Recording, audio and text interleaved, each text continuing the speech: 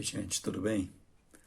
Quero compartilhar com vocês carta de Filipenses, capítulo 4, versículo 6 até o 8, diz assim: Não andeis ansiosos de coisa alguma, em tudo, porém, sejam conhecidas diante de Deus as vossas petições pela oração, pela súplica e com ações de graça.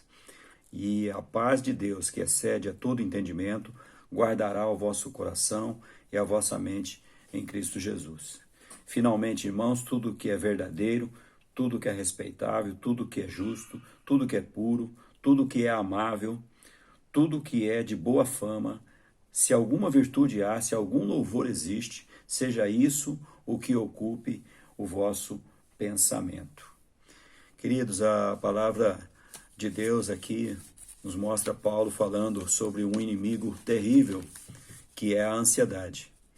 E há uma preocupação hoje em relação à ansiedade. Eu estava vendo um colunista hoje falando de um artigo dele e ele colocou o título Entre a Depressão e a Infecção, né? Então, talvez a ansiedade seja pior ainda inimigo do que o vírus, porque nós estamos tomando os cuidados, mas as pessoas acabam ficando ansiosas e a ansiedade é uma porta para a depressão.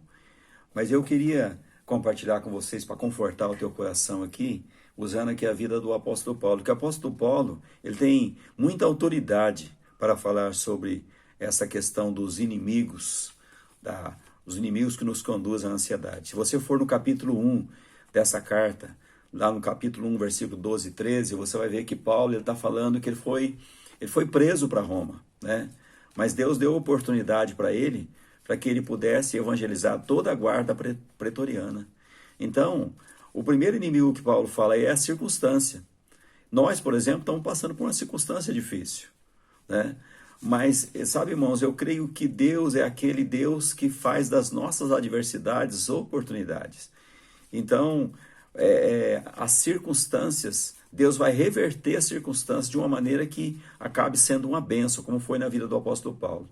No capítulo 2, ele vai falar de um outro inimigo que contribui também para você ficar ansioso, que são as próprias pessoas, os relacionamentos. Ele vai falar ali sobre o partidarismo, sobre a necessidade de unidade, né? E nesse tempo também um cuidado que nós temos que tomar, porque as pessoas estão perto umas das outras e às vezes há alguns atritos e a gente precisa vigiar nesse sentido, né? O terceiro inimigo aí que Paulo fala são as heresias, né? Lá no capítulo 3 ele vai falar sobre os inimigos da cruz de Cristo, ele vai falar sobre os falsos mestres.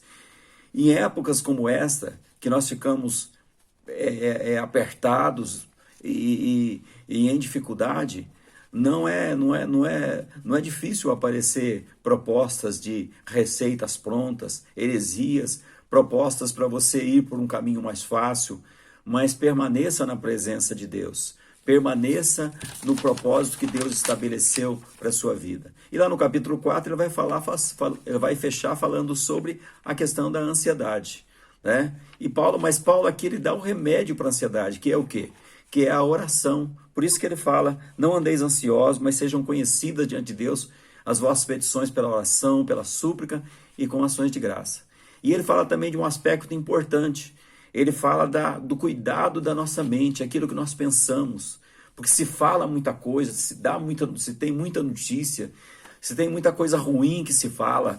Então, procure ver quem você está ouvindo. Procure ler coisas boas. Leia a palavra de Deus, né? Leia a palavra de Deus.